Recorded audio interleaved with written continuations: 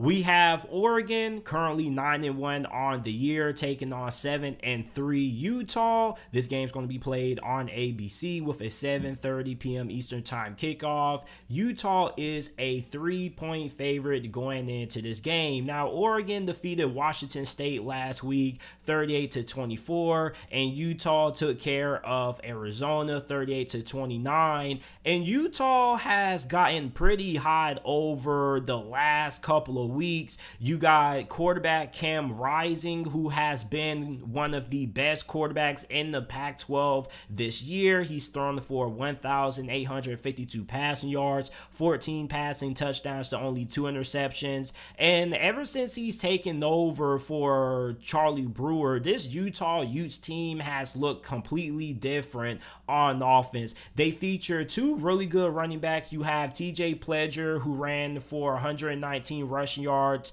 on 25 attempts, was averaging 4.8 yards per carry, and also had 2 touchdowns. They also have running back Tavion Thomas. If he's able to play, then this is going to be a really formidable 1-2 punch that Oregon is going to have to deal with.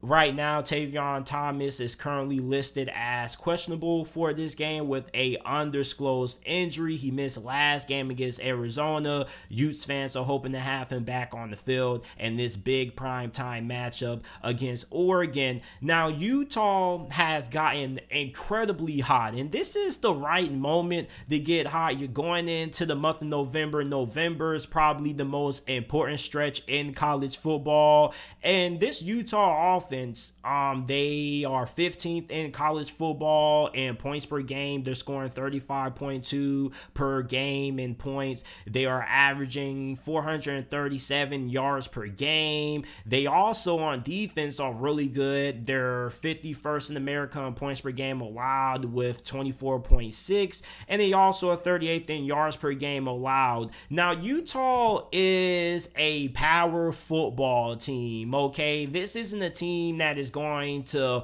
wow you through the air. They're not going to throw the football 50, 60 times a game. This is a power-oriented Utah Utes football team. They run a lot of 12 and 13 personnel with a lot of heavy tight end sets. Sometimes they'll have 2 tight ends on the field.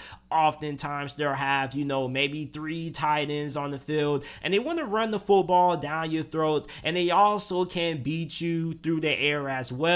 If you want to come up and play run and stack the box, they also have a pretty good core of wide receivers on the perimeter, a lot of speed. They have a really big, physical, and downright nasty offensive line. And if you're looking at the perfect team that was a perfect matchup for Oregon, it would be Utah. And a lot of people have this misconception about the Pac-12, that the Pac-12 isn't really all that physical of a football conference. Is more of a finesse conference because it's on the West Coast. But the Pac-12 this year has played some really good football in terms of playing style and physicality. Like, you look at UCLA also was a team that matched up really well against Oregon. And one thing that UCLA and Utah both have in common is that both of these 2 teams were favorites heading in to beat Oregon. And Oregon has been 2-0 this year when they have gone into games where they have been underdogs. Remember earlier in the year when they pulled off the upset against Ohio State, they weren't favorites to win that game. They also weren't a favorite to beat UCLA, and they won both of those 2 games. Now, we know how talented Oregon is on the defense side of the football. You got Kayvon Thibodeau. You got a really freakishly athletic defense. As a matter of fact, I think that Oregon may have the second most athletic defense in all of college football behind Georgia, because Georgia has the monster that is Jordan Davis and a bunch of X-Men on that defense. But Oregon also has a bunch of freakish athletes on their defense, and I'm really excited to see how their front 7 matches up against the offensive line of Utah, because Oregon is a team defensively that's really fast. They're able to get out really quickly. And oftentimes when I watch Utah, this is a team that isn't afraid to get physical with anybody. So for Oregon, you pretty much have a similar identity offensively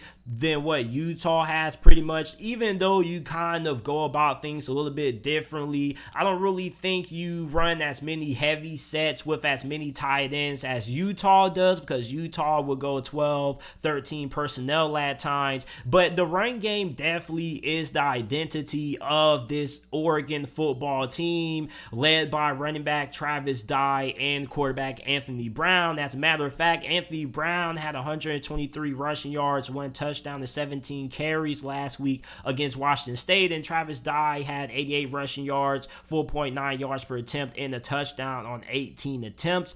And my biggest question for Oregon is going to be, is Oregon going to be the team that defeated Ohio State earlier in the year, or is this going to be the inconsistent Oregon team that we have pretty much seen for pretty much the whole entire year? Because that's my thing about Oregon. Like, for Oregon, they're currently ranked inside the top 4 of the college football playoffs, and I don't have any problem with that. There are a lot of people who feel like Oregon should be in the top 4. I'm not in that majority. I feel like Oregon definitely should be ranked amongst the top 4 teams. It's just that a lot of people don't really feel like Oregon has been that dominant as they should.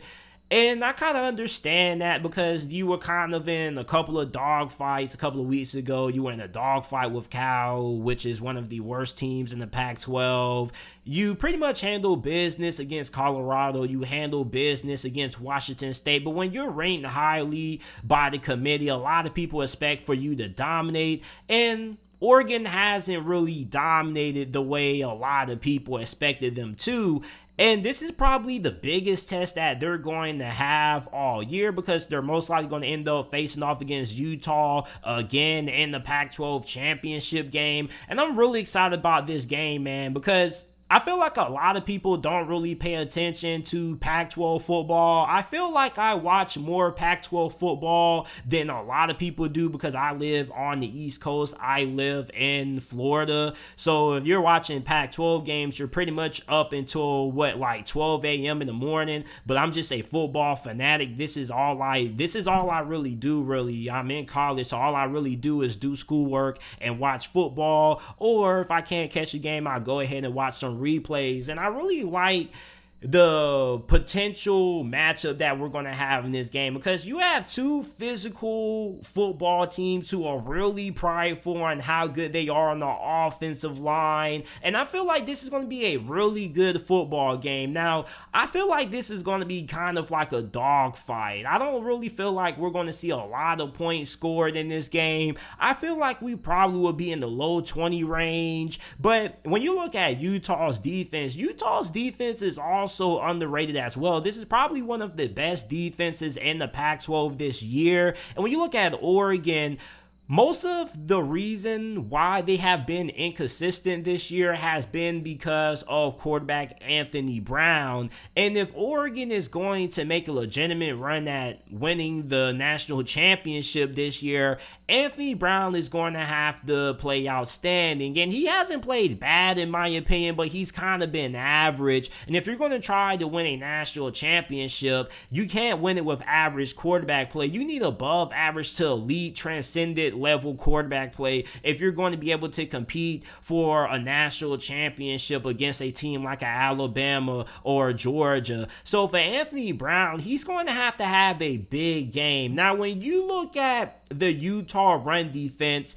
this Utah run defense is kind of in the middle of the pack. They're 58th in America in rushing yards per game allowed. They're allowing 147.6 yards per game, but they do have a pretty good tandem of running backs. They are pretty solid on the defensive side of the football. And when you look at Oregon, they have a really good run defense. They're 21st in American rushing yards per game allowed with 117.4. So this is going to be a really fun matchup for me to watch. Like, Yeah, I know a lot of people would prefer to see both these two teams score 50 and 40 points on each other, but I think that the low scoring matchups this year to me have been more exciting because you always end up going into the fourth quarter and wondering, okay, which team is going to be able to put the dagger, or is this team, even though they kind of been struggling, are they going to be able to find a way to punch it into the end zone and be able to win the game? And this game is kind of going to be a dogfight. It's going to be scrappy. It's going to be physical.